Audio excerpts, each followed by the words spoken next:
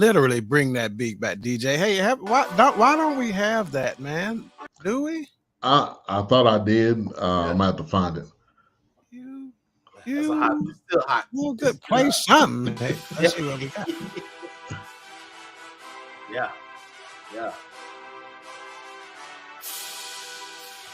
Yeah, I have to upload it in here.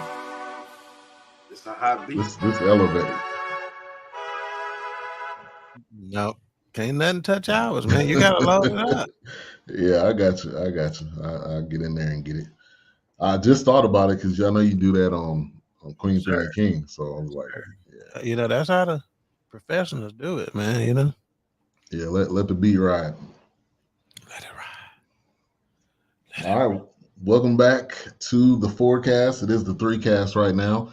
We will have A-Trap coming on in a minute. This is really right up his alley as much as he's talked about the Black Panther Party. So we definitely we definitely need A-Trap. We definitely need A-Trap but tonight we are reviewing the Big Cigar. It's available on Apple TV Plus, and it really talks about Huey P. Newton. That's the cover right there, which I'm not really feeling the cover. It looks a little gimmicky. I thought that was Will Ferrell, and for a minute I had to keep looking. But go ahead and give us the plot. But before I do that, it's ironic you use the word gimmicky. Satirish. Okay, so we just made up a couple of words, right? Gimmicky and satirish. And I didn't really know that's how I was gonna see it. But as soon as you said gimmicky, that's the word that came to my mind, is they were almost at certain ways making fun of themselves, know. Yeah. It seemed like it was serious. Yeah, but at the same time, trying to be serious in some instances, right? Right. It's weird. But anyway. Okay, so plot. A Black Panther leader teams up with a Hollywood producer to elude a nationwide manhunt and escape to Cuba or Cuba, depending on where you're from, while being pursued by the FBI. Yeah. This was directed by Don Cheadle. I don't know how. Which I didn't know. I don't know where he was at. He obviously wasn't there. There is a couple of Showtime series that he has that the poster for the movie and stuff like that kind of fits these shows that he's doing. Mm-hmm. I've not looked into those shows to be able to tell, but I'm telling you right now, Don Cheadle is a bad man. Okay, I agree. That dude is uber talented. Okay, if you check his, I'll say filmography, but it's some of these series that he has. Like one of them is where they have this consultant firm. That was on HBO. Something of Lies. God dog. Yeah, it was like House of Lies. House of Lies. And him and Kristen Kurt or Kristen something is Kristen Stewart, maybe is her name. She's in it too, but it's a fantastic show. But he's got a couple of shows. Another one is called Black Monday. And these are just off the top of my head. That's how good they are. Okay. Yeah. Don Cheadle as an actor is fantastic. As a director, I don't know. But they had 3 directors listed: Don Cheadle, Damon Thomas, and Tiffany Johnson. Probably because there were 6 episodes, and I'm willing to bet they gave them 2 each. Right. This is considered a biographical drama thriller. You can find it on Apple TV Plus. Again, some people may even call it a biopic, but it's a series. So it is a 6-episode miniseries. Each episode is about 40-45 minutes at most. You can get through it pretty quick. That includes credits and stuff like that. So literally, I watch this riding around in my truck back and forth to work every day, or sitting at my desk. Same way, me too. On my phone. Yeah. It is the first review that we've done that I actually watched everything on my phone. I didn't watch a single piece of it on TV. Yeah, because you switched to the dark side, so you got Apple TV. I'm Apple. Well, I got an Apple TV. I had that before, but you can't. Yeah, it don't have an app, so you gotta log on to the Apple TV website if you Android. So that's what I did. Well, but this was almost like a. Sorry about your loss. This was almost like an audio book. I'm not using that N word. I don't understand what's going on. Sorry about your loss, Nick. I gotta finish. Y'all gotta finish it, but go ahead. But this was almost like an audio book because he was kind of narrating his story. So I was walking around today. I do my a little walk on my lunch. I was just listening to it. So it's almost like it didn't really have to be a film. You could listen to it or watch it. But initial thoughts right out the gate, I'm gonna say this: when I heard Andre Holland, who's portraying Huey P. Newton, when I heard his voice, I was like, "Nah, this not gonna work." It just wasn't. Yeah, it was like he was trying to be Huey P. Newton instead of in most roles we watch. We're like, yeah, that guy. You could tell that he studied. You could tell that he was more of Ray than Jamie Foxx was. Right. It was, but it just wasn't that. It just didn't seem like it was. Maybe it wasn't great casting. I don't know, but as soon as he started talking, I looked at Eric and I was like, he didn't sound like this. He can't sound like this the whole thing, which he did. Yeah, he did. This is one that I didn't, the wifey, I didn't even bring her in on this. I'm like, don't worry. You don't need this. You don't need this in your life. Yeah, you got better stuff to do, Right. So, and I was interested. Like I watched it, okay, but if you're gonna do something like this, I just think there's a whole lot of better ways you could have did. You gotta come with it. I'm sorry. For such a figure like that, it's almost disrespectful if you want to know the truth to me.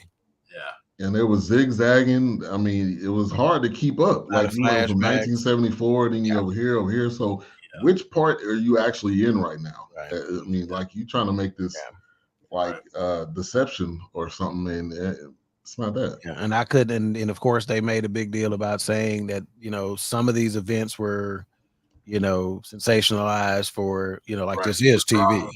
So I found myself. So if I'm somebody who doesn't know much about Huey P. Newton, what's real and what's Memorex? Right. For those of you who are old enough to know what I mean by saying with the real versus Memorex, Yeah. Put that pencil in there so you can wind it back. Make sure it's clear enough. Wilkes, I know you about to go nuclear. I'm like Ben. When I first heard him speak, I was like, okay, stop. I was like, I know I'm not going to endure 6 episodes of this, but I know when I was watching it, it was like they were giving you historical information, then they pull it back. Then they give you historical information, then they pull it back. I almost felt like, damn, is this connected to Once Upon a Time in Hollywood? Like I felt like it was almost that kind of feel. Yep. It was like a Quentin Tarantino kind of feel. And I was just like, great point. I'm not getting exactly. It's like you're giving me enough meat and then you pull it back. That's what she said. Hey, just a tip, baby. But it's one of those things where it's just like, man, here we go again. Here we go again. It's been a minute since I've drawn the line. What? To show this is where we're going. This is what's safe, kids. And Wilkes just moses on up to the line and casually steps across it. Like what happened? Yeah, nah, he's shooting that line, and you're not, casual. Ben knows that. Ain't no big toe over the line. Man. Big stepping. Ain't no way to step in the hot tub. Hot tub's not like standing on business. Right. One more person say that. I'm tired of hearing that. Oh yeah, it's over with. That's about worse than hot tub. Yeah, I'm done, man. We done. we good. It's over. But it was just one of these. I even when I saw the trailer, I was kind of excited. I was like, man, wow, this might be really great. But then when I started watching it, and I'm just like, okay, what is happening? Yeah. So it was definitely one of those where it was they meant what they put in the beginning of an episode.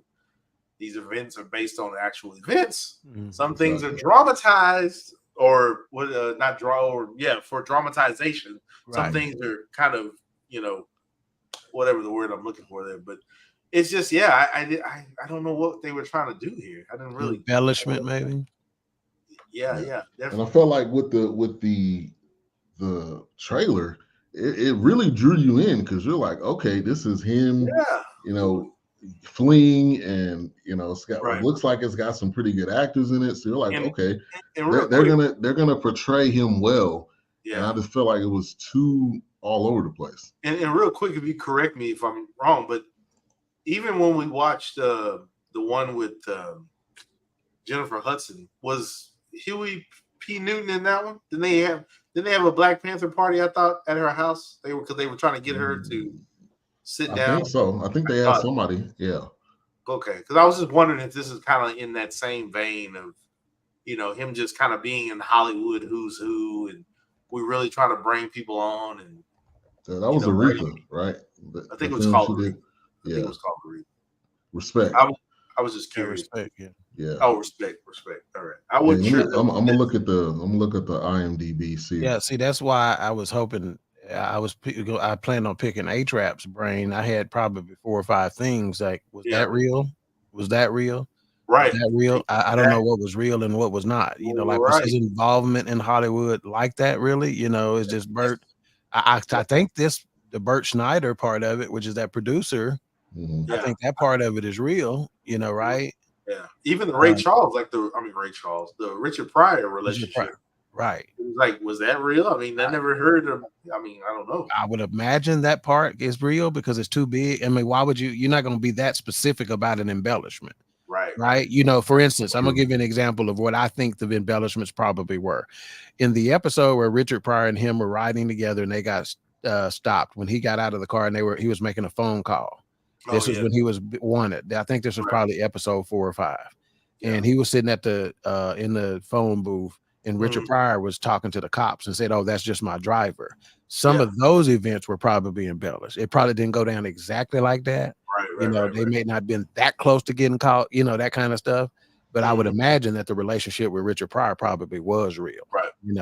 Especially since not Bert Schneider, but the guy, God, I can't remember his name. The other friend? Yeah, Steve? What's his name? His name was Steve. I don't know what his last name was. That's still Steve. But... Okay, the guy that was partners with Bert, but he ended up in real life producing Live on Sunset Strip. Oh yes, that's right. They said at the end. They said that at the end, right? I don't know that cat's name. Oh, Stephen Blonner. Okay, he paid by PJ Blonner. Yeah, Stephen Blonner. They called him Steve. Yeah, that's who it was. So I would imagine that part is real, right?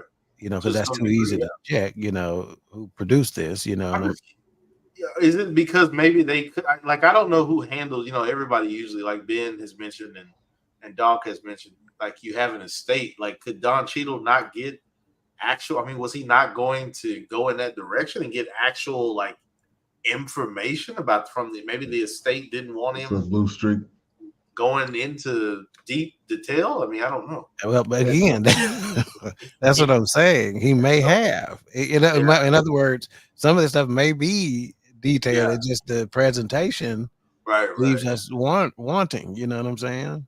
Yeah. It just seemed like they made an independent film. Like, I don't know how much the family was involved. They said his wife, Frederica, was involved with. At the end, they talked about how she had a vocal part. They didn't say anything about his kids or anything, but it was almost like they were making a film that wasn't. I don't know how relatable it was to the family or how much they liked it or whatever, but it just seemed like it wasn't enough. I mean, it seemed like they. Let's start. If you do, I don't know how y'all took notes, but I actually took notes based on the episodes. Okay, so let's kind of break down the episodes a little bit. I don't think each episode is going to take us very long at all because I literally probably have 2 or 3 notes maximum for each episode, right? But the first episode was called Panther Producer, and it was described as, on the heels of his overturned conviction, Huey P. Newton reignites a revolution and meets an unexpected donor.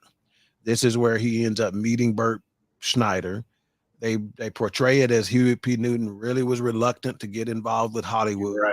Bert was a white dude, so that was another aspect of it, that where he was trying to be, I don't know, It's a trust issue, et cetera, et cetera. And I guess what he had his overturned conviction was being framed for murdering a prostitute.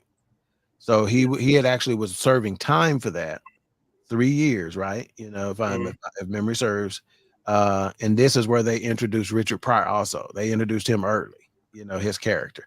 Yeah, which was also not a good Richard Pryor at all, at all, yeah, at all. And he was chubby. Dude was a little chubby.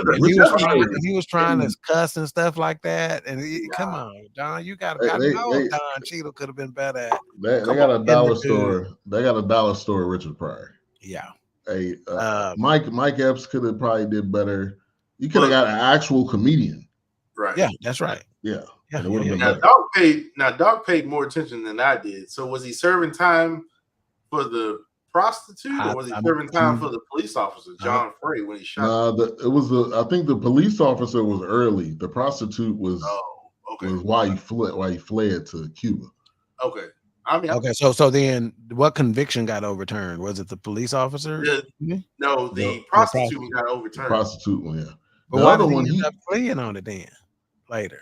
He was scared. I guess he thought maybe he was a Black Panther. He would have got shot. Yeah, he would have got killed. I think his thought was like, I'm gonna get murdered if I don't go. They're just gonna raid in and do like Hampton. Because you got to think about it, right? Whatever that I don't think that's the case, because you remember he fled bail.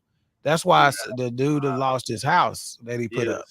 Yes, that's right. Okay, so whatever crime that was not the overturned conviction. It was something else, because it hadn't been settled yet. He fled for it, which is why, you know, that's how they justified the open chase of him, you know, because he's a bail jumper at that point. Right. So he left for 3 years.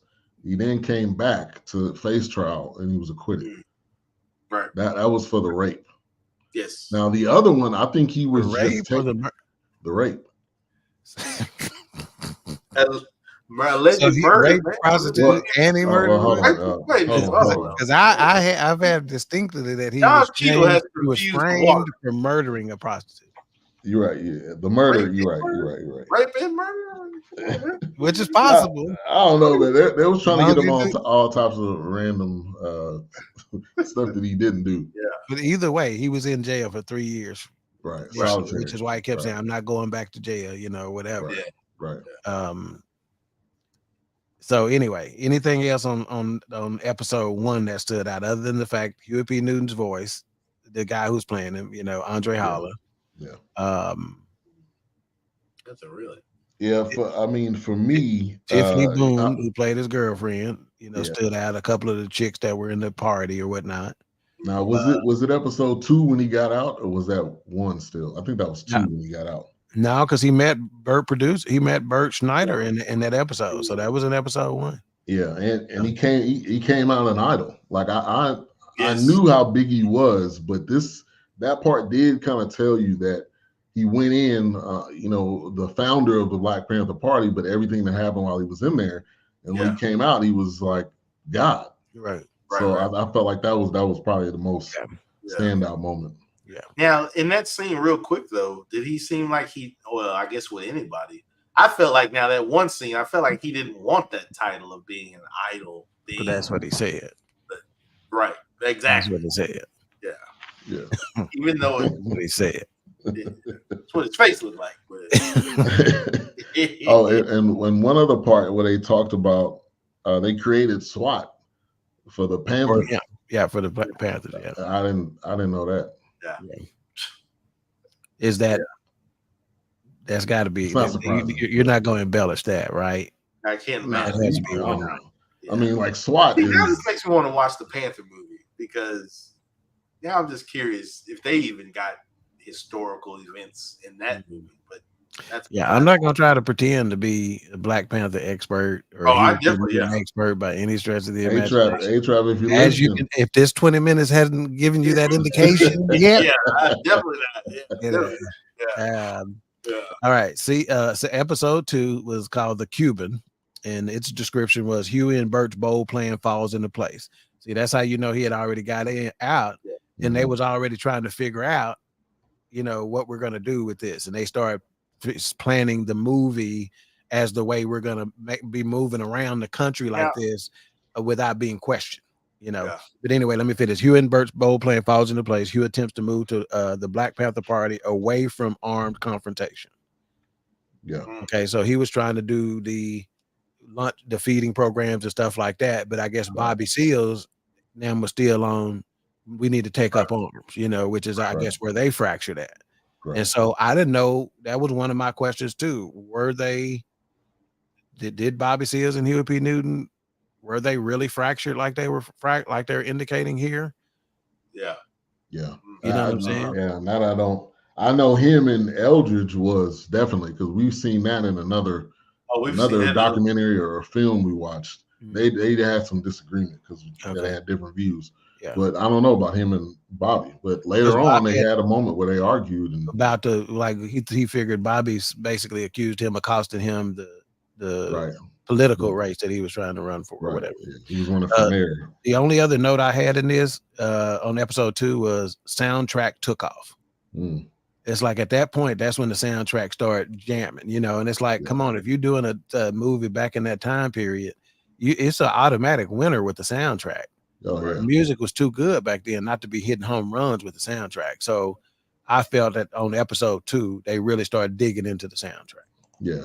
And I felt like the opening song, which was Sly and the Family Stone, I felt like that was underdog. That was a great song to pick for the intro. Now the other songs, you're right, Doc. You can't mess that up. In that era of music, they had a good soundtrack. Yeah, you can't mess that up. Yeah, I don't know. Maybe Don Cheadle is seeing himself as a Quentin Tarantino kind of director. I don't know, and maybe sometimes if you put the money up, you get listed as a producer. Yeah. Maybe he was the funding it, and he I'm sure he probably watched it. Cheadle.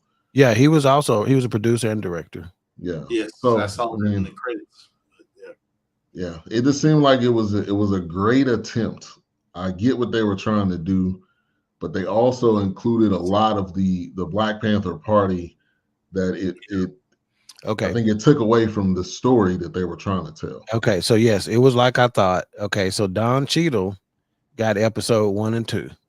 He directed those. Yeah. There he is. Damon Thomas directed 3 and 4. My man. And then Tiffany Johnson directed 5 and 6. So it's what I expected. 2 per director. 2 per director. Cheadle got the first 2. Now, what does that say? Because if I'm gonna say this, I don't know that those episodes were the better episodes. I can tell the difference. You know what I'm saying? Yeah. They weren't. And I would say none of them really stood out. There's not like this episode here really stood out to me. Yeah, I felt like they were all kind of. Yeah, that's what I was saying. Like I felt like they would go to the edge and then they'd step back from historical information. Like they give you some information, but then they step back. But I'm not no Panther or artificial. All right, let's turn it over to A-Trap and let him catch us up. Initial thoughts. Very good depiction of the story of the Black Panther Party. What they did was they made it about Huey, but it was an outline of the destruction of the Black Panther Party and showed you how the United States federal government played a major role in the destruction of it, and how even people who I felt vindicated watching this simply because most people who know me, they consider me a conspiracy theorist, and they go, "Oh man, you tripping? They give me the here he go again." But it's really, oh no, this is really happening, and that's what I really appreciated about it. Yeah, Huey was the focal point, much like what this movie reminded me of, what this series reminded me of, and I commend the people who made this series instead of a movie. This reminded me of Judas and the Black Messiah. A lot of people were disappointed in my man, I can't think his name, from Europe, and his portrayal of Fred Hampton, but it was not about Judas. I mean, it was not about the Black Messiah. It was about Judas. And that's what this the feeling this movie gave me. Showed you that all white people are not inherently bad and all Black people aren't inherently good. And it shows you the flaws of humanity, coast to coast, border to border. Yeah, now the initial part that we all kind of agreed upon is Andre Howard's voice. His voice, trying to emulate his voice after Huey P. Newton. And to me, it didn't sound like him because I pulled up some interviews and I was like, this dude don't sound like this at all. So that threw all of us off. Like that initial, when you watch it and you're like, this dude can't talk like this the whole.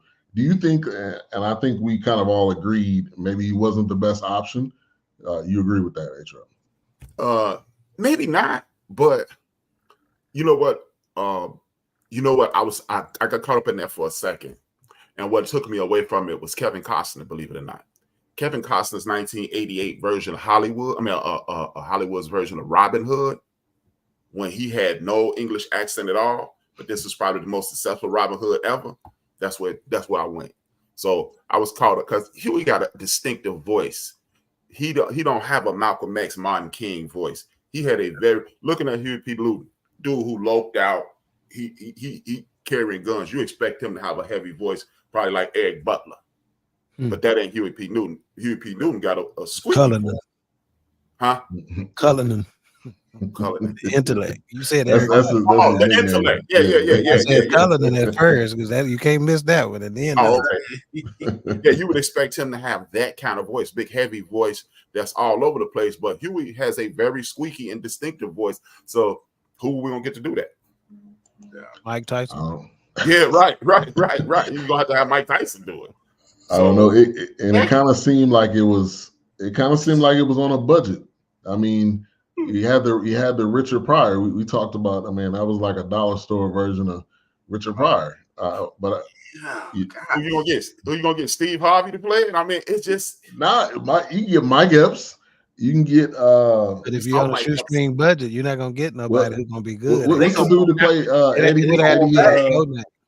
It would have had to be a no name, and you'd have had to have a casting department that was really churning the, you could have got Eddie Griffin. Eddie Griffin hasn't been in a lot of movies.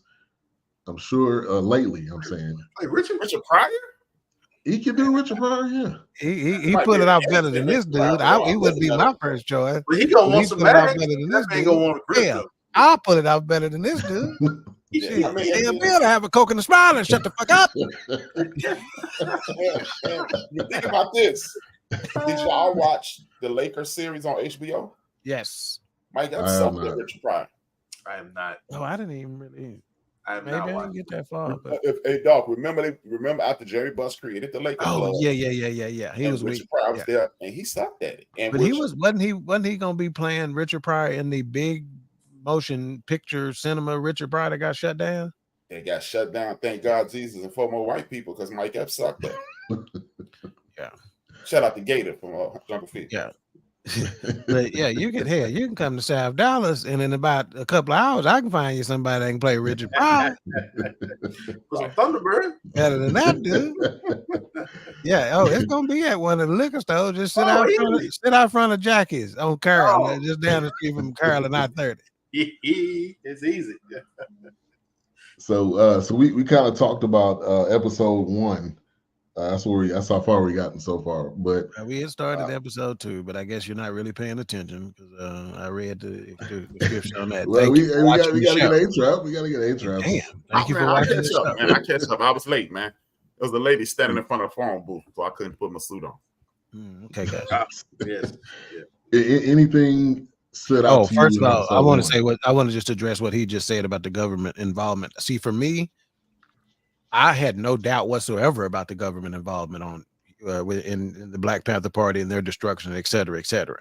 Maybe that's because of what we've seen, you know what I'm saying, from just exterminate all the brutes to, the other Black Panther movies. We've watched enough stuff, to where it's even the Malcolm X films, even the One Night in the very first film we had some sort of, it had some conspiracy elements to it. Off the bat, right? One Night in Miami. So, we looked at it again, the Godzilla versus King Kong movie we watched, we can find some government conspiracy in that shit. Right. But see, here's the sad thing, dog. You could show people documentation, and they'll say, you just pull. They still stuck in this pull yourself up by your bootstrap thing. Yeah, and you're right. Everybody who says we need to pull ourselves up by our bootstraps, they are 10 billion% correct. But that's the late great Dr. Martin Luther King Jr. say. But if you steal my boots, how am I do that? Right. So yeah, that's yeah. And in essence, you know, for me too, a lot of people who say that or deny things such as government involvement and stuff like that, they are afraid of what it means. They can't live with what it means, man. Yeah. Because if you knew what the deal was, what that means, that changes a good portion of what your life was built upon. Right. And a lot of folks can't help that, can't take that, man. Oh, they can't. Yeah, because in other words, they've lived a lie, basically. In part, they've lived a lie that they didn't begin to construct.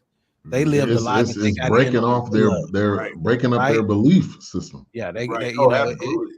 Yeah. In fact, I saw something today about the term woke, right? And they said woke started off as a black term in our community. Now it's a mad term. In other words, people don't like it, right?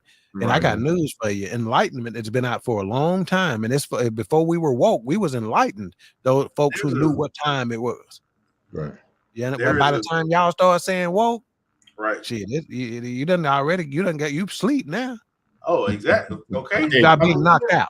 The funny thing is, to Doc's point, is that Nina Simone has a comment kind of similar to that, where she talks about, it's my job as an artist to talk about and sing about what's happening right now before my eyes.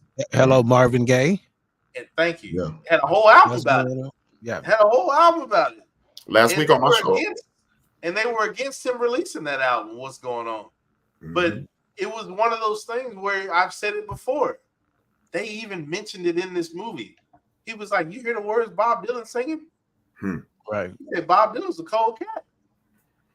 Bob Dylan, I've said it before. He's literally got a song about a murder where a white man gets off from killing a black man. Yeah, he got deep lyrics, but he's scared to sing in front of black folks. See, we are the world. We are the world. Yeah. I can't. I don't know this song yet. Well, either we are the world. I've been scared singing that group. I ain't gonna lie. Everybody, right, unless you Whitney, you know, Jennifer Hudson, somebody like that. You gonna be or blind. Yeah, right. Well, yeah, he barely opened his mouth anyway. But it's just one of those things where it's like woke is something that's been artwork, music, your playlist. Come on, man, stop. It's all over. Like last week on my program that this first generation of music that don't talk about what's going on in society. The very first, 2010 to today, 2010 to today. Yeah, it's the first generation of music did not have its fingers on the pulse of society. And that's correct. I've heard that over the last few weeks myself, and they said that's who, because the record execs and those above the record execs, and those who are lobbying the record execs are funding those who gonna talk about what they want them to talk about. Yeah. Oh, absolutely. If you got a message, you ain't being talked about. Yeah, that must be inside joke. He said, "Is this serious about a asylum?" He means series about an asylum 13. Oh, okay. It must be a brand. He's smoking one right now in his picture. Look at it. Every week. Yeah. Every week. Yeah. I like them Cuba Cubas. Them Cuba Cubas or those Cohibas, Big Illinois. You gotta send me that cigar list, man. Yeah, Cohibas is that's my joint. If you want a decent mid-price cigar, dog, damn, I just had it on Brioso. Okay, hadn't heard of those. So episode 1, what stood out to you, Etro? It was just, I like the entire thing. No episode, that's what I really like. No episode stood out more than it was just a matriculation. This is why I make the statement anytime we watch a biopic that biopics should be things of the past. If you're gonna tell a story, tell a story. You cannot tell the story of, look, this is proof positive of my theory in regards to biopics. This was just a 6-year period of this man's life. Right. And it took 6 episodes to tell 6 years. So I like the way they laid it out. I like the way they did. You know what? This has nothing to do with my opinion on the series. It's a critique of myself, actually. makes me. I have to rewatch a movie that you guys love, and I don't not like it. I just don't love it. Ali. It made me rethink my point of view on Ali because I didn't like that movie because I didn't learn anything. I didn't learn anything in this series, but I loved it all. So I'm gonna have to rewatch that series. That's big. That's big. Good. So let me ask you this, A-Trap, because before you got on, I was like, I wish he was here so we could ask him this. So when he did the 3 years, did he do the 3 years for murdering the prostitute or being framed for that, or was that the cop shooting that he did the 3 years? He didn't do any time for the cop shooting because what happened was one of the brothers in the Panthers sat on the stand and said, "I might have done it. Reasonable doubt. You go home." The 3 years is really because of running. Because he got framed. That was a frame job. So it was for the framing of the prostitute situation. So when he got out after that 3 years, was he out on bail? No, he got out after that 3 years, and then he was Huey P. Newton. This story, it's like when you know the Huey P. Newton story, they gave it to you in bits and pieces, and what they did was what the mainstream world does to their heroes. Whoever did this loved Huey P. Newton because they didn't talk about his drug addiction. They didn't talk about how he got thugged out. They showed glimpses of him when him and Bobby Seale fell out and the breaking of the Black Panther Party of self-defense. What they did do was rewrite history. By the time Bobby Seale ran for mayor of Oakland, they were done. They were like this. Okay. So they framed it and made it seem like Huey was in support of it. Huey had thugged out by that point.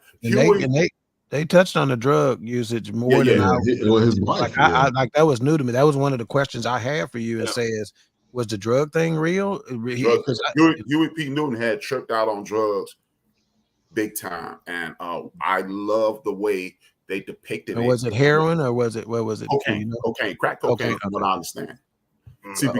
See, they love to fantasize this thing about crack cocaine. Crack cocaine is freebase cocaine. That's all it is. It's freebase. They called it freebase in the 70s. What they did was realize how wildly addictive it was. Excuse me, let me reword that. It's not wildly addictive. What it is all of us being drinkers. We can relate to my analogy. Crack cocaine is not more addictive than traditional cocaine. It's actually broken down cocaine. Why people get lost in the sauce with crack cocaine is this. You know how you come home after a stressful day, you might have a drink and then you'll mellow out. Imagine if you only mellow out for 2 minutes and then you would need another drink. You mellow out again, you need another drink. Before long, you're an alcoholic. And just imagine if you had a place that could get you 50-cent shots or 10-cent shots. How many shots would you have that night? You would drink a bottle of liquor that night. But before long, you need that bottle of liquor to be normal. And that's why crack cocaine, people get lost in the sauce with it because, and this is from an addicted person that I know, or formerly addicted person that I know. And same, you get like, usually like, what's up, D. Greg? I don't know if you still smoke or not, Doc, and but he does. Yeah. So, you roll your doobie and it takes you a couple of minutes to get high. And then, for it to set in, then you mellow out, you sip your drink and you cool. Imagine if as soon as you hit it, you got high you were going to get. Yeah. Gotcha. And then before your back hit the couch, you weren't high no more. Yeah. So for clarification purposes, you said it used to be called freebase, right? Yes, freebase. So this is what Rodney on Joe Cooley was talking about. Can't get enough of everlasting freebase. Yeah, yep. No, it ain't. I thought that was a song that I just wasn't aware of. I was like, what's this? Can't get enough of everlasting bass. Bass. Oh, you said freebase. That's no, because you know what I went to? You remember that song? When me and you was about 11 years old, White Cloud, Get Higher, Baby. I thought that was just I thought that was just another song like that. Because I know of a person who used to be a drug addict and they did not know White Lines was about cocaine. Yeah. And so did his addiction start with the Hollywood with Bert and all that, or was it before that? It would be a good bet, wouldn't it? I think so. Yeah. That's the way it was presented. That's real too, A-Trap. The Hollywood contingent and his involvement there and struggling with the decision whether he was going to get involved in Hollywood, and that would be an inside thing I wouldn't know simply because you know, who yeah, knows? to that probably point, artistic portion. Yeah, because to that point, even his dad was. I mean, his dad mentioned Hollywood before he even brought it up in that conversation they were having. Yeah. So I was kind of wondering if that was something that was already like he had talked about it or had some kind of the messenger becomes the message kind of thing. Yeah. And I felt like that was probably one of the most powerful points of the film was him. Like we all have kids, so you being a father talking to your child and letting them know the truth of where you really are and what you need to do. I felt like that was a really powerful moment. And then when he was having with his wife, and she was being honest with him, because it appeared it wasn't a lot of people that were straight up honest with him that he would listen to. And he even took time for him to listen to his dad and and his wife. So and that was played by the great Glenn Turman, right? Glenn Turman. Yeah. But who played in what's the throwback we it's so hard to say goodbye to yesterday. Cooley. Yeah, and A Different World. That's what I remember from. Yeah. He was the Colonel. Yeah, he got this black exploitation movie that's super dope, and don't nobody ever talk about it. It's super dope. Is he playing the pimp in that movie? Mm-hmm. Sweetback. Yeah. Good one, Will. Yeah, man. But dog. I think that's some of that creative control thing, kind of like with Malcolm X, right? Embellishment. Yep. Spike Lee, the role that Spike Lee played is a person, but he's a combination of Red Fox and that person. And what's his name? Brother Baines is actually his brother Filbert and this dude named Bambi. So they combined them into one. Okay. Now the Bobby character kind of early on, I think that was in episode 1. Yeah. It got killed. Yeah. Was that was a real Bobby Hutton? Yeah, that's real. They had a poster of him in the background. Now the background caught my attention too because they were dropping names of other Panthers that were. Eldridge told Bobby they were trapped. This is when COINTELPRO was in full effect. They were trying to destroy the party, and they had a shootout. And Eldridge told Bobby, "Take off all your clothes." This is the story. He told Bobby to take off all your clothes. He was like, "What?" He's like, "If we naked, they can't say we armed." Mm-hmm. And from what I understand, Bobby ran out instead of just walking out like this. And when he ran out, they gave them the ability to kill.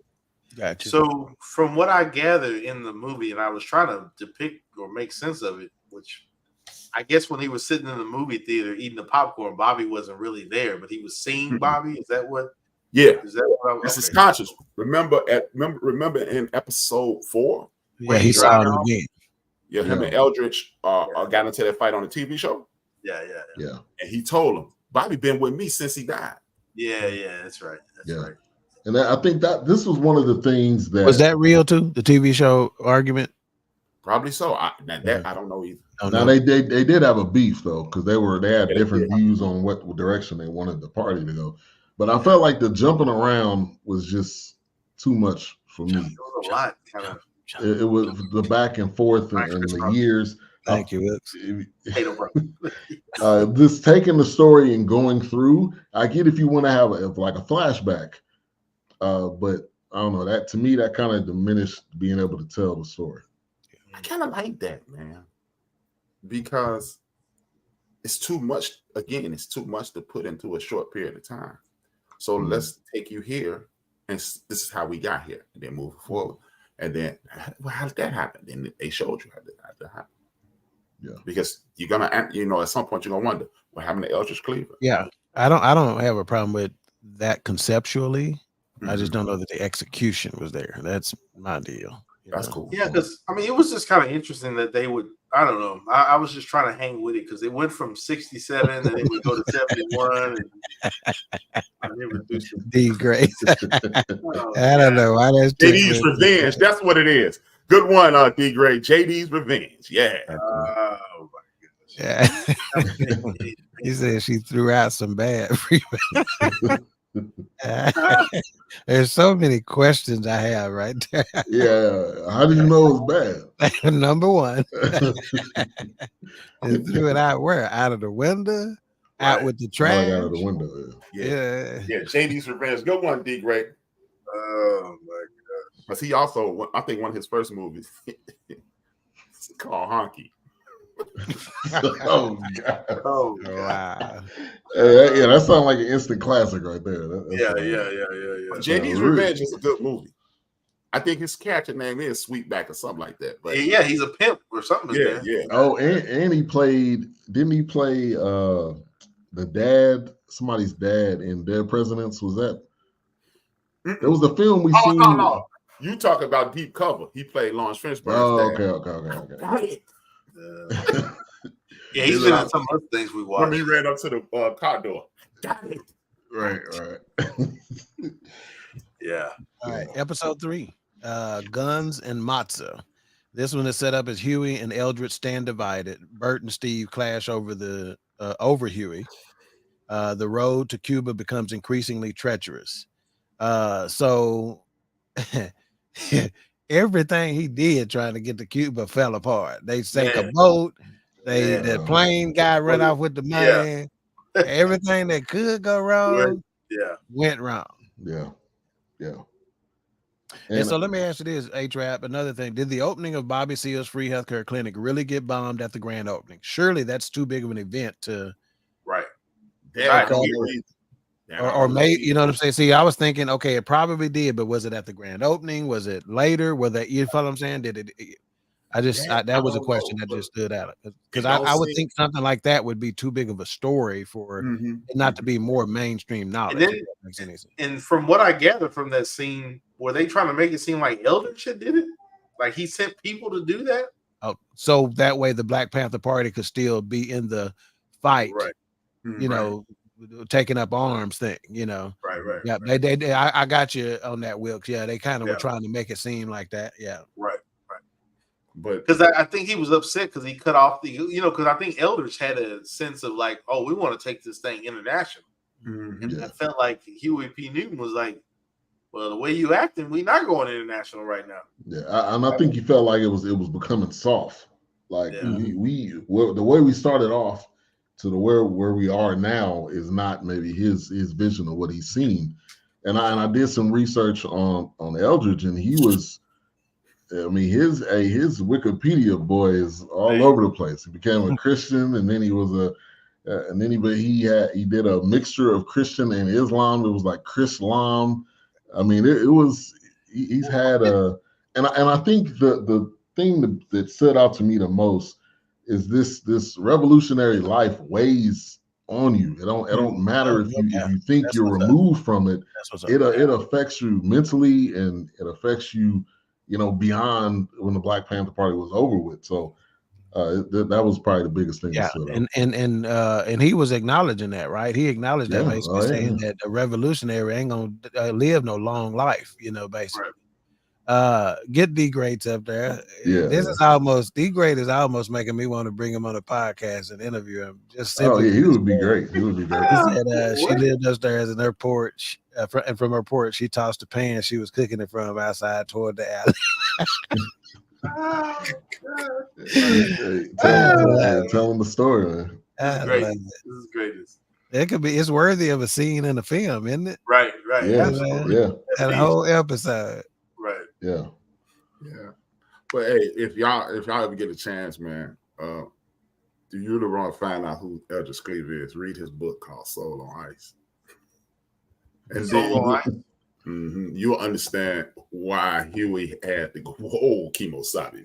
Eldridge was, Eldridge was a different type of guy, man. Yeah. I mean, I'm talking about, and I mean, once you get past the introduction, you go, it's a different and he made some jeans or some pants called cleavers, and it was was supposed to enhance the male package. Yeah. Wow. Eldridge is different. That was a wild boy, man. Yeah. His wife he was trying to find himself in everything I think he could get his hands on. Yeah. Wow. And so he fled. He fled. Why did he? I think I read it, but why did he flee to? He left out to Bobby Hutton. Oh, okay. Oh, I guess I can see that connection. Yeah. And you know, we got to think this is in the 70s. It wasn't cell phones. It wasn't. You can't just buy a flight to Cuba on. It wasn't a Frontier or Spirit or none of that. So like everything he had to go through. 2008. Yeah.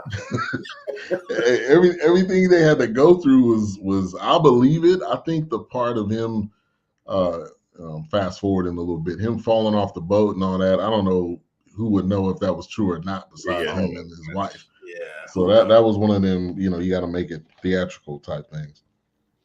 Yeah. Hey, one thing.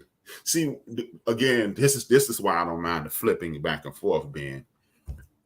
Because what they didn't touch on was the fact that the Black Panther Party self-defense at this point was on the run.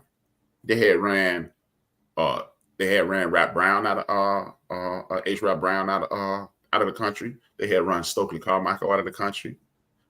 Jesse Jackson brought Stokely Carmichael back. A lot of these dudes were on the run. The federal government, they felt as if, I can't say that the federal government did, but they felt as if the federal government had put a hit out on them. Just think about this, y'all. This 4 years. This whole thing started 4 years after Fred. So when you are a 25, 27-year-old man and you've watched Medgar Evers get assassinated, you've watched Dr. King get assassinated, you watched both Kennedy boys go down, you watched Fred get killed, and then the police running down on you every week. Yeah. Oh, by the way, in the midst of this, Jamal goes to jail. Yeah. Yeah. I was actually shocked that they didn't even at least let Johnny Cochran be passed through this. Yeah. Didn't think about that. That's why I was wondering, because it was like that's why I was saying, like, when we were watching this, the Aretha thing, like I thought for sure in respect, I thought he was there at her home at one point trying to get her on the cause. I thought because Aretha was big on it, man. Yeah. But I mean, they were trying to get, because you know, before he was kind of convinced that okay, Bert would be a good person to take the money from. They were saying they went to the people in that they knew, people that were Black that were prominent and that had money, and then if they didn't do it, then they figured out a way to get the money, and then they ended up going to like pimps, and I mean it was like start shaking down pimps. Right, they weren't going to pimps. He was shaking pimps down. Yeah, he was shaking dudes. They was gun pointing them dudes, run that. Yeah. Empty pockets. Yeah. Throw your hands in the air and wave it like you don't care. Hey, hip hop parade. Right. Now I think, I don't know if this was episode 2 or 3, but when he said, "Man, Eldridge came up with that wicker chair photo," I didn't know that. Yeah. I didn't know, because I mean that's Wilkes. You said this. That's one of those iconic photos. Like, huge. Like like Malcolm X looking out the window. That's one of those that you remember, that you'll remember forever. Rifle in one hand, spear in the other. Right. Yeah. So when did Eldridge come along? Was he, because he wasn't one of the founders with Bobby, so he probably came on a couple of years after. It started with Eldridge, Bobby, and Huey. Bobby Hutton was a teenager. And then as it grew, he was supposed to be the minister of information. So they started in 66. That means Eldridge came along 68. Eldridge probably came along with Fred, Minister Fred, and those dudes. That's the party group. Yeah. Now, there was a scene where he talked about how, if you're not about this, if you're not with the food program and feeding and taking care of the Black community, you need to get out now. Was that more of a reference to Eldridge and trying to keep it a violent thing, or no? I guess not violent, but I guess I think that was just Hollywood. I mean, that's what it was. That's what it evolved to. Like she said, when he went to jail, it was everybody wanted to get in on him, rah, kill him. But think about it, man. If you talk this young blood into joining Bobby Hutton, joining your movement, and he end up dead, you live with that for the rest of your life.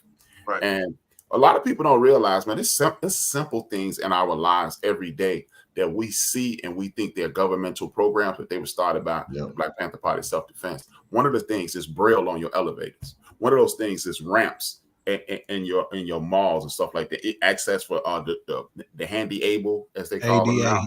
Americans with Disability Act is what it became a part of.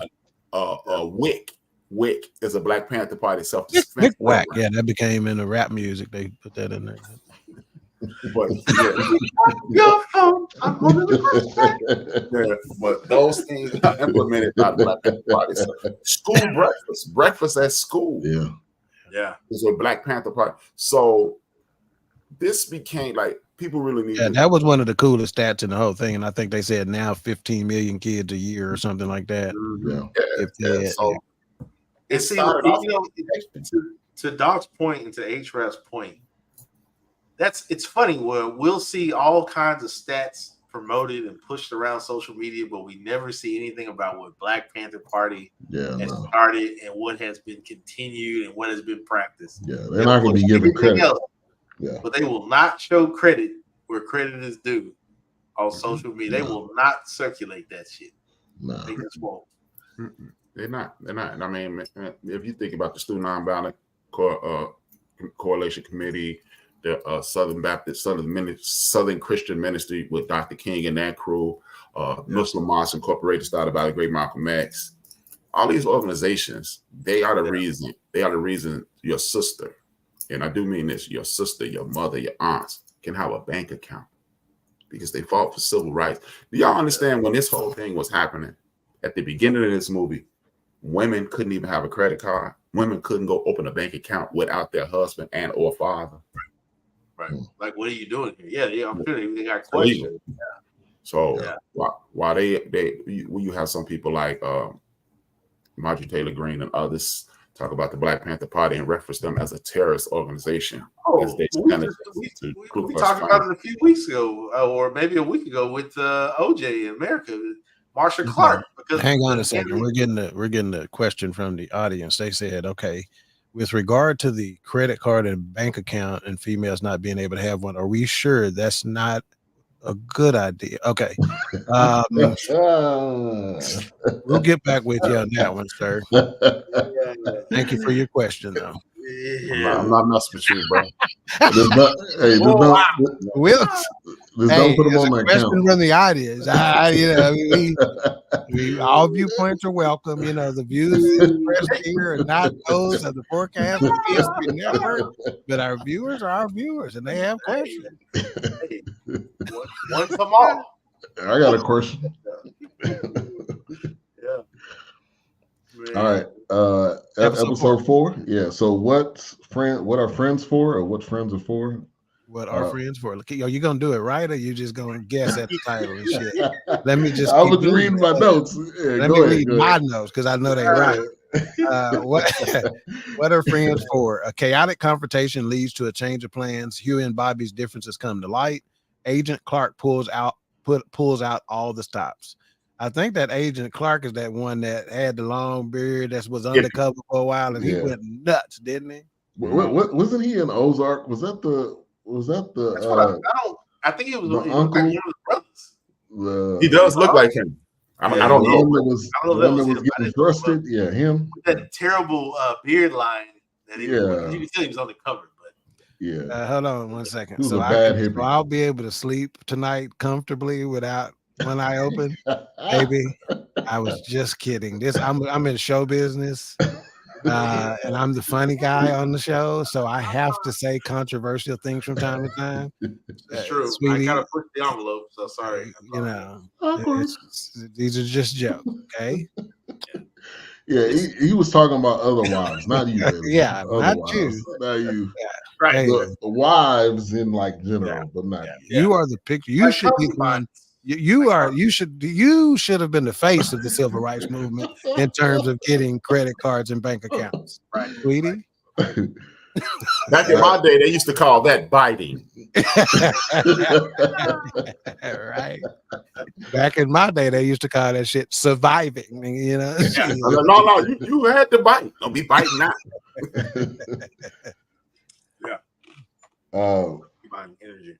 And so Bert's aggressiveness, I wonder how much of that was he really aggressive, or how much of that was the the theatrical, because he was like, I'm willing to put my whole life on the line. Yeah, that part of it is not too far fetched, and the reason why is because Hollywood back in that day, that was the Wild Wild West. That was that was the again literally the Wild Wild West. That was the 49ers. That was the gold rush. That was at that point you shoot big and you win. I mean, you got to think about it. His very first film, I don't know if he ended up winning an award, but it made so much money that bought him the next 10 years, or whatever the case may be. I think with Dog's point, I felt like when you've been to that pinnacle so long, you come from money, you've seen that's nothing right. but That's money. Another thing. It was a family business.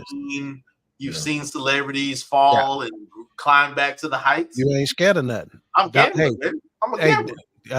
Forgive me, but Donald Trump, right? You done seen I'm a million and I'm broke. I'm a million and I'm broke, or whatever. Absolutely. So to your point, you're not as scared of failure, Exactly. Yeah.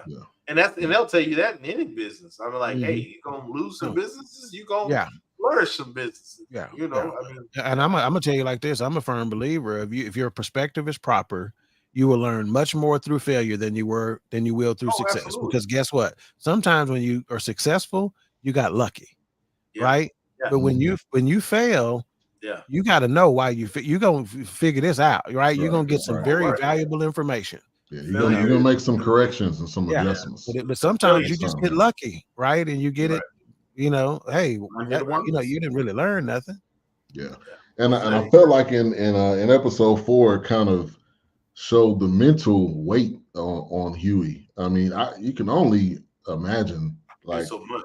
And I think the nightmares of being in solitary, which he was in solitary for 3 years. I mean, all of that stuff, and then you have a girlfriend, and you're thinking about her. You're thinking about I gotta flee. You're thinking about his dad, which his dad was sick at the time. So I mean, like, there's a lot that you have to deal with. Yeah. And so, what about this, A-Trap? Was there a time when Huey P. Newton is on the run? I guess Bobby Seals is going his way, doing his thing, that the women were running the Black Panther Party? Yeah. That's why you know who Tupac Mouth is. That's why you know who that was during that time. Joanne Chestnut. Yeah, that's that time. They mentioned that as dear mama. Remember, if we so that's how they got credit cards and bank accounts.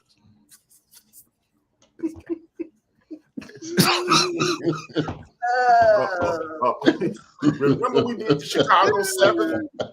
Yeah. That was happening simultaneously. Okay. Matter of fact, in one of these episodes, they even referred to that, and they said, like, the white producers and stuff, they were like, well, we're going to be the Hollywood such and such. And the one of them said, no, do you understand that this such and such and such has to happen for that to take place? He's like, you don't want that, is what the one of them was trying to tell him, like, you do not want that. Yeah. So yeah. This is when Joanne Chestnut, aka Asada Shakur, and Afeni Shakur, that's when they see. This is when, hey, believe it or not, y'all bring up the women. Believe it or not, this is when white America realized, white power, power structure America realized, maybe we need to leave Huey P. Newton them in charge. Because when them sisters got in charge, they got to blowing up stuff. They were taking bombs, places, carrying shotguns. Every 21 days. Yeah, so they was like, ho, day 21. Get the brothers back in we blowing some shit up in here. Yeah, they wasn't. Hey, they got scared. This guy. Hey, get them brothers back in. Hey, they left them sisters in charge. We might be in charge of America. It might have been a president, a woman president by now. Yeah. Sisters weren't playing, man. Kathleen Cleaver, man, look, if y'all want to see how impressive the women of the Black Panther Party, because they even changed the name. They wasn't Black Panther Party no more. I forgot what was the name. I can't think. While I'm talking, I'm gonna look it up. Kathleen Cleaver is still laying it down, man. I have this thing where I'm doing poignant people in history on my Instagram, and I put a couple of sisters up there already, man. Kathleen Cleaver was no joke. And man, she still ain't playing, man. And then she's just, if you've probably seen Kathleen Cleaver and just didn't know who she was, light-skinned lady with real pretty eyes, real light eyes with a big old afro. That's born in Dallas too. Yeah. Bobby Seals live in Texas right now. He's from was it Liberty, Texas? Yeah, something like that. Yeah, he ain't far from y'all. And the only reason I'm saying this because I remember my grandmother speaking about the Black Panther Party in the Dallas area in Texas, and even some meetings in South Dallas. Mm-hmm. But I didn't ask her if I'm pretty sure we probably did, but I didn't ask her if we had any family members that were following or showing up to the meeting, but I'm sure we did. I mean, hell, it was just one of those things where we had family rooted in South Dallas. So I can't imagine at that time, the 60s, in Dallas. I mean, it was one of those times where, first of all, we're under a lens. At that time, Kennedy gets assassinated in Dallas. I mean, the Black Panther, they'd probably been mobilized at that point. So, I didn't ask her, I have to ask my mom this too, which I'm sure she probably remembered. But yeah, anything what A-Trap is mentioning, I kind of remember these vague talks about my grandmother mentioning Black Panthers. Miss Cleaver, what's her first name? Kathleen. I used to run into Kathleen Cleaver at the Good Luck in South Dallas. She used to always order the link basket with sauce on the fries and extra toast. I knew the link basket was coming because that's all I know. This guy. Thanks, man. It's so poetic.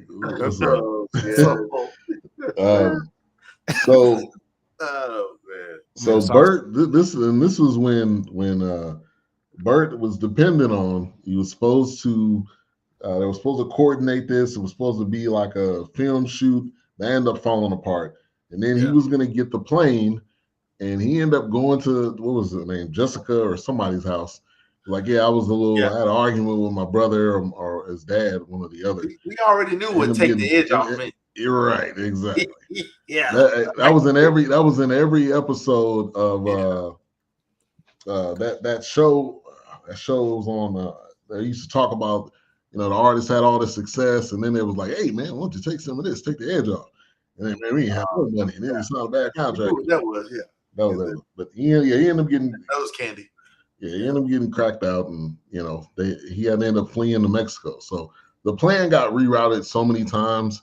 I don't doubt at all. And now some of it maybe didn't happen as consecutive as they portrayed it, but I believe the plan went left multiple times. That part I think was legit. They were called the Black Liberation Army when the sisters took over. Okay. Oh. I'm telling you, they was like, whoa, Kimosabe. They ain't playing with you. What's up, barbershop? Come on Tuesdays. Yeah, Tuesdays. I think at 7. So make sure to check out their podcast. What's up? All right, episode 5, Lost Paradise. Clark puts pressure on the Mexican government. Tragedy strikes Bert. Huey receives life-changing news and hits another roadblock. Yeah. So the Clark puts pressure on the Mexican government. That's for asylum that they were looking for Huey at the time, right? Right. Tragedy strikes Bert. That's when Bert's brother died. Yeah. Right. Unexpectedly. Yeah. And then Huey's dad died. Right. Right. And then of course hits another roadblock that was just one of the other roadblocks. I think that was the boat sank. Yeah. He hit the Jesus statue. See, right. Right. That was too funny right that's there. That's in Key West. I didn't actually it's a real statue at that statue. So that's legit, Yeah. Jesus. Right. And I felt like that was kind of that moment because Bert or Huey was done with Bert. Like you failed me this time. Yeah, we done. And then the deaths that they had was kind of that. I think that point that kind of brought them back together. And his wife that was like, man, you got to forgive. And he showed up in Mexico dressed in all white. But then he's like, man, what are you doing, man? Yeah. Hey, like you going to an all white party. So. Yeah. Yeah, man. But yeah, Frankie Beverly and Mays must have been there. Yeah, man. DJs. No, they gonna have on a while. DJ stay out. With that Kango hat on too, man. But I think that moment talking about forgiveness, I mean that's powerful. Obviously, we've talked about it before. Like he was holding on to so much, and then you get to the point where you really couldn't forgive himself. So you got to forgive yourself first before you can start to forgive others. Yeah, and I'm telling you right now, being unforgiving that's holding you captive, not that person you're not forgiving. I promise you. They gone. A-Trap, how many conversations we done had about this? A-Trap used to call me in the morning. We both late for work here because it wasn't supposed to last long. But when you call a preacher, you're gonna get a sermon. Hey, still working on that sermon. Yeah, but yeah, in my estimation, two of the greatest tenement in Christianity is giving and forgiving. Yeah. Period. Yeah. You're starting today. Get those two things right. But hey, speaking of me and A-Trap here, me and Wilk standing in the driveway a few weeks ago had that conversation in his driveway. Yeah, I mean, or that time I think I ran the chocolate cake over there. You were like, we've had more church. Yeah, there you go. Here, but actually, they show it on TV. But no, I mean, I think it goes back to scripture. You guys can back me up. Where two or more are gathered, it's just that's one of those things where that's what's up. It's definitely it just even with Jesus being baptized, he's blessing the Father's blessing the Son. Yeah. And you just share those moments. Hey, Wilkes, I've gotten a very distinct spiritual vision with God smiling and being more proud of those moments that me and A-Trap had, or me and you had, or whatever, than he has been with a church full of 17,000 people in. Because it's so finite at that moment. I would tell you it's easier for a whole camel to pass through the eye of a needle. There you go. When he was talking about forgiveness, how many times should I forgive? 77 times 7.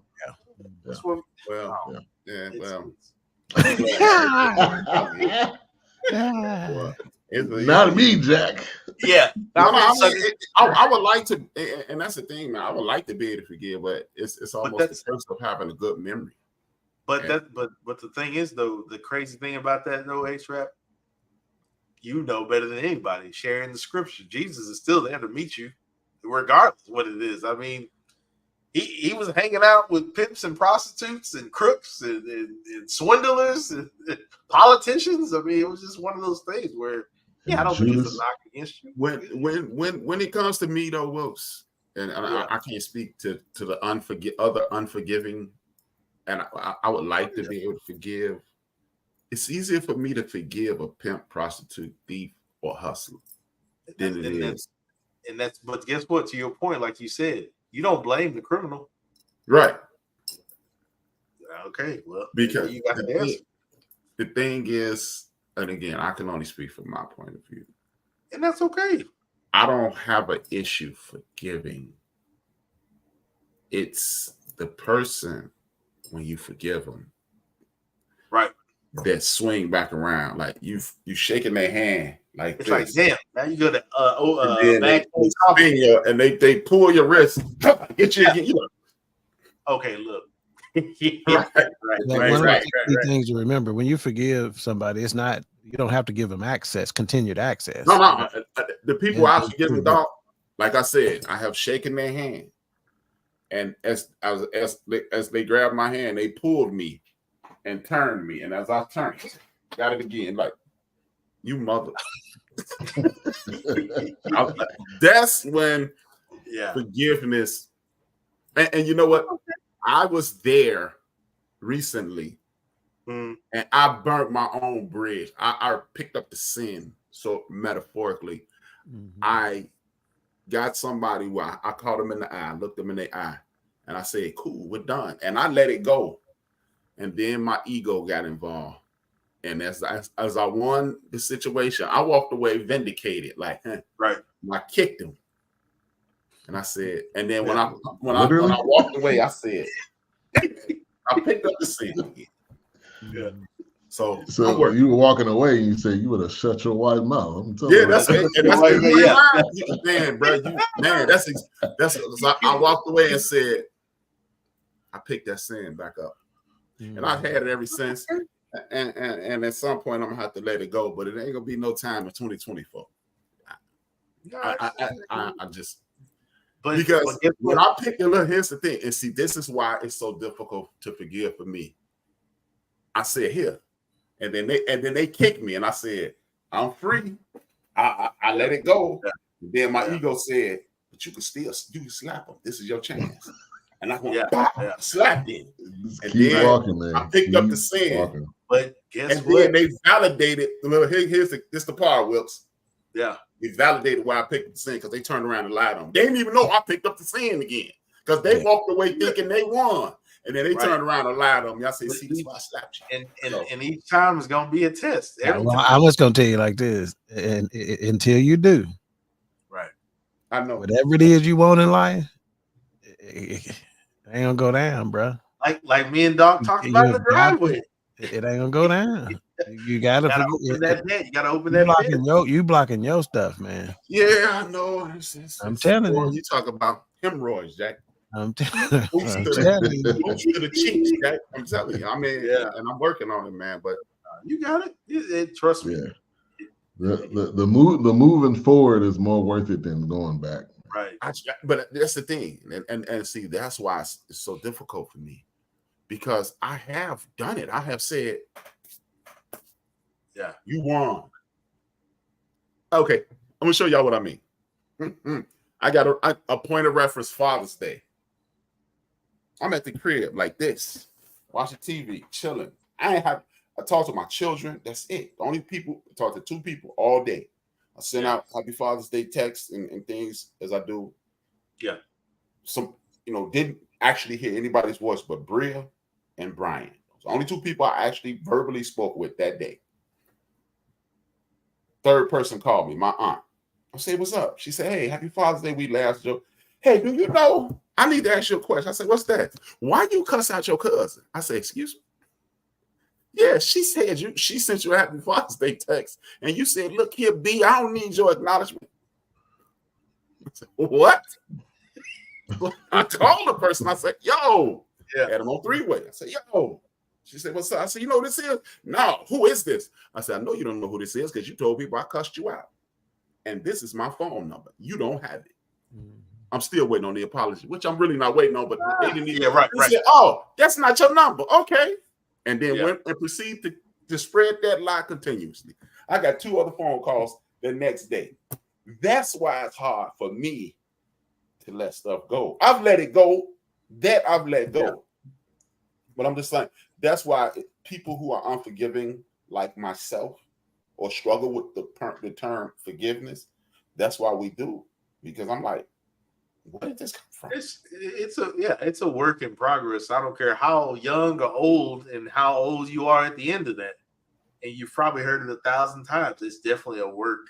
It's a work you just have to work at. If it were easy, right, it'd be as rewarding. Yeah, well, I feel at this point, I feel like Andy Dufresne trying to escape Shawshank with that. Hey, keep digging, man. Keep digging with that little spoon, man. Keep digging. All right, let's do the last episode 6, entitled "The Pirate." Bert puts in a lot of effort to demonstrate his loyalty. Gwen inspires a grand gesture. The legacy of Huey lives on. Yeah, and that's when he finally got to Cuba, and did he got married? Yeah. He got married in the last one. Mm-hmm. Yes.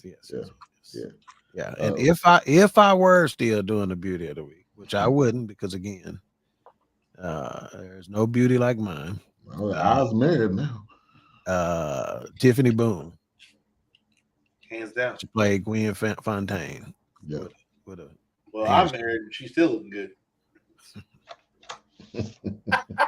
Not to me. Turns my stomach, Good. That's right. Good. Hey, y'all check on me. 10 minutes after the show, y'all check on me. Okay, yes, yeah. Just send a text and say I'm not okay. Check on me. Hey, Wilkes closer. He'll be over there in a little. And if I send you the Cuban flag, you're gonna know my black ass running too. What's up, Mike? Thanks for tuning in. But I felt like the end, he earned a PhD, talked about 3 years in the Cuban exile, returned to the U.S. It didn't touch on his kids. I'm assuming the kids that Gwen had, he was like that was her kids, but he did have kids of his own. So I don't know. They didn't really touch on that at all. About nudist children. What was funny is this is where they showed him and Bobby Seals getting into it, and when Bobby Seals was getting ready to leave, and he said, "Don't slam my door, man." Right. Just remember that, because I'm telling you right now. Yeah. That is what birthed tomorrow's show, and the reason why y'all is on it. That saying, "Don't slam my door, man." Yeah. It just got me down this rabbit hole. Even as a kid, that's why I said y'all got to come on tomorrow's show, because that statement. And that was like hoodlum when Lawrence Fishburne was like, "Now Illinois, don't make me raise up now." right. My show. Like it up. Oh man, yeah. Gosh, yeah. To Doc's point on that one, man. How many times have I heard that? Yeah, don't running in and out of the house. In and out. Yeah. Right. Stop slamming my door. Save it, Wilkes. Save it for tomorrow. You're gonna get them all out, I promise you. Yeah. All right. Well, let's get to final thoughts and mic ratings. We're gonna go to A-Trap first. I give it like a. I want to give. I started off at 3.5. I'm gonna give it a 4 because again, I think my grade will be higher than most of y'all because this is my wheelhouse. Yes. But and I like the way they framed it. I like the spacing out of the information. I like the going back and forth. And if you watching this with an open mind, it lets you know that this whole thing it's a human thing, not a racial thing. This is a human component. You got people selling out people on both ends. His wife sold them out. You got your brother not understanding. It's more of a not understanding this tribe versus I hate you because you are deal. And Huey was the centerpiece of it, but I like the way they just showed you. Look, man, it's like a revolutionary is a heavy cross to bear. So I'm gonna give it a 4, but I started off at 3.5. Okay. All right. Wilkes. Ooh, gosh. Man. Going into it, now when I saw the trailer, I was like, "Oh man, I'm hooked. I'm in there." I didn't have a rating then, but just listening to A-Trap talk about a certain, aspects and how it was painting the fall of the Black Panther Party versus maybe uplifting them. For me, I want to say I'm probably at a 3.5 because I was at a 2. Okay, gotcha. And the reason I say a 3.5 because I felt like there were points where we're giving you this information, and I felt like they were just kind of like walking it back a little bit. But that's just me. But that's fair. Yeah. But that's where I stand on that. I am curious though now to continue the Huey P. Newton interview. I think before he was killed, there was an interview that I think he did. It was like 54 minutes, and it's on YouTube. It is. And I'd like to go back and finish that because this also kind of made me want to go watch that. Share that in the group message chat. I watched some of it today because I was like, man, I had to hear his voice. So I'm like, there ain't no way. Yeah, he was very amazing. Ain't no way, man. Yeah, I can share. If you really want to check it out, want to check out something else on that, y'all. Spike Lee did one with my main man from who played the crackhead in Deep Cover. Light-skinned dude who played the drug addict in Deep Cover. He played the gay dude in Poetic Justice. He's been in he's what they call a working actor. You don't really know his name, but you go, oh, that's old boy. Yeah. He played it. Spike Lee did a great job in that, and that's that. It is a docu-series version of what Wilkes just shared. Okay. All right, Doc. I was at a 3, and I stayed at a 3.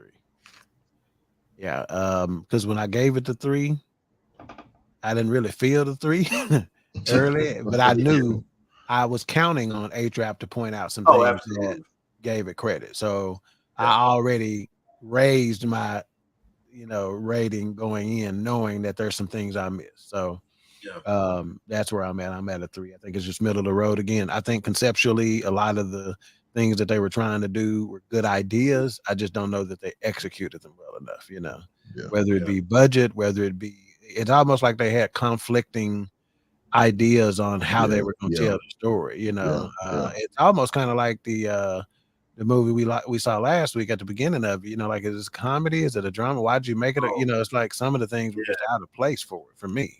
And before Ben gives his, I want to say also what kind of kept me involved were the posters in the background. I missed those.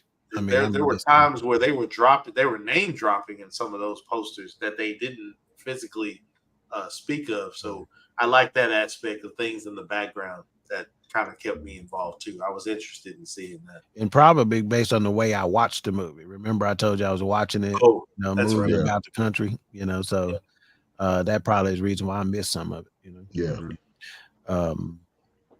but soundtrack, that gets a thumbs up. That gave it some kudos. And so I felt like it was good, but I felt like they could have did better. And to me the back and the forth, I get what they were trying to do. I just don't think it was executed. And I just didn't like the. What college you go to again, Ben? I hope Craig watching right now. What college you go to again, Ben? The one in Georgia. Yeah, what's his name? Get a shout out to Why? What you about to say? What would you about to say? Shout out to it, I tell you. Don't worry about it. Whoever they is, see, he ain't even proud of it. Whoever they is, they didn't teach in whatever class you learned this in. Flashbacks wasn't a part of it. He must have been absent that day. He's not with it. It was zigzagging for me. But for me, it wasn't a hard watch, though. I will say that. It was an easy watch. It was an easy 6 episodes. And for me, this was more of an audio book to me than it was a movie, because the way he narrated the whole thing, and I was like, dog, I was listening / watching while I was driving. I was walking around, I was walking and listening to it. So I felt like they did a good job telling the story. I'll say that. But I think when you put the story to what it showed theatrical, it just wasn't, to me, it just didn't line up. Right. So I'm gonna give it a 3. I started at a 3 and I'll leave it at 3. I forgot to give what IMDb and Rotten Tomatoes and Google. So IMDb 5.7 out of 10, Rotten Tomatoes 72%, Google 54%. So I think they're really right in there where we are. So Rotten Tomatoes 72%. That's you don't have to be ashamed of that. That's not a bad Rotten Tomatoes rating, right? And Google, when I first checked it, it was 53%. The next day it went up to 54%, so just overnight basically. And then 5.7 out of 10, again, that's that 3.5. So all of them look like they right at about that 3.5 mark, so I think we spot on with it. Yeah. And the last thing I'll say is with the, at the end it said 1975, the school breakfast program. And I think that also led into the lunch program. And now there's even things during the summer where families don't have food and they can go somewhere and pick it up. So, I mean, the impact that the Black Panther Party made is not shined a lot upon, just like the things that we've invented. It's almost similar, same thing. Right. But they definitely appreciated what they did at the end, showing some laughs in the pieces. Right. And then they, of course, the Wakanda and the, that piece of it too came out of it. I'm done. All right. Tomorrow on the end of the bench, Chadwick Boseman got an opportunity, T'Challa. Vibranium. They discovered that too. Hey, the way A-Trap did like this, he was like, I didn't want to say something, but I just have to. I seen an opening and I had to say something. Oh, actually, the funny thing, what Doc just ironic. This is super ironic. It is called, my title of my show tomorrow is called Know Your Power. And what I mean is about the educate yourself. And when you educate yourself, you'll understand who you are. Wilkes will appreciate a section of my show tomorrow. And I'm going to talk about how we should stop calling ourselves like citizens of the United States. We're everywhereians. You know what I mean? You can't point to a place on the earth where we were not there. You know what I mean? You got pyramids all over North and South America. You got pyramids all over Asia. You got pyramids all over the continent. And just simple things like when we are being taught things and we don't even realize we're being taught, like Green Lantern. When you look at the Green Lantern cartoon, it's about going. Green means go, wherever you are, go. And when you go, you make things happen. When you make things happen, you speak things into existence. If you ever watch the Green Lantern, he would say something and he would make it with that green light. He would make it happen. And the opposition of the Green Lantern is, I think his name, what's his name? Sinister. Sinister is yellow. Sinister means stop. In the Greek, it means stop. Private chat. Okay. Sinister means stop. Ignorance is over there.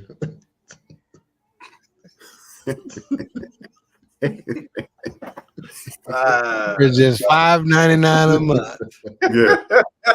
If you think me and Will skirt the line live, the private chat you can have access to it for just $5.99 a month. Yeah, man. But I'm gonna show how, just simple things like stop and be, what is yellow? Green is go, full steam ahead. Yellow is slow down, precaution. What's another word for precaution? Fear. Fear bounds you. They teach you how to. They use religion. Religion means to bound you, not with your physical, but with your mental. And if you don't study yourself to be worthy, you'll find yourself bound. Show thyself approved. That's right. Exactly. And then, I'm just gonna tie that into a situation to where as your ignorance is bounding you into a place. We got this movement about us now to whereas history is almost it's yesterday, and I'm gonna show you if you actually do your research and check out your genealogy, you just go back 400 or 500 generations. Guess who you have run into? Your oldest ancestor. Who's your oldest ancestor? Tune in tomorrow. I'll tell you who your oldest ancestor is. All right, End of the Bench tomorrow at 6 Central. You can check that out. And then Queen, Theory, and King tomorrow. You already kind of previewed a little bit. Who's singing in the background? Yeah, I heard some music. That's Ari back there? That's Ari, yeah. Get it, Ari. That's what the door closed, yeah. Oh, wow. Get it, Ari is jamming in there. I was scared. Tomorrow on Queen, Theory, and King, word porn with the brothers from the forecast. They will be joining us. Everybody can hear you. Theory and King. So it'll be good. It'll be fun.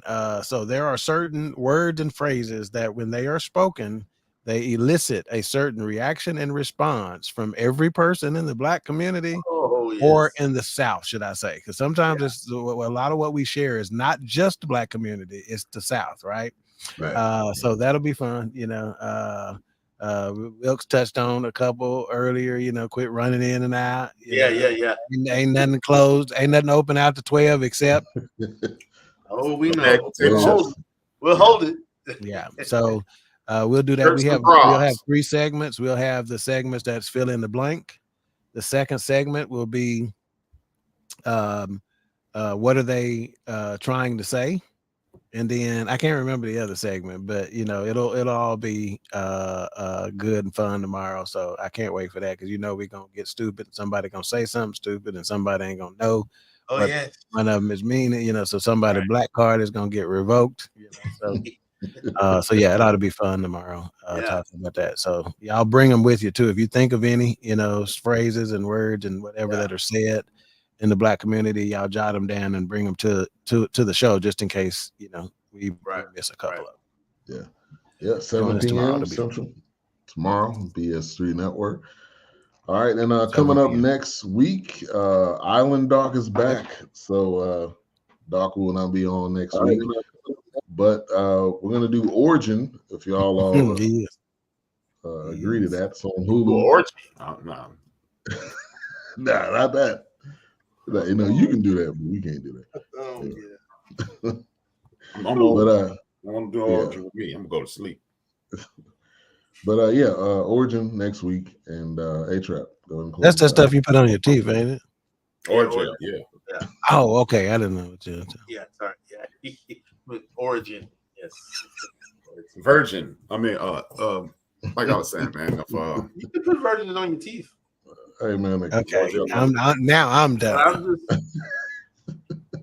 What? I'm out, man.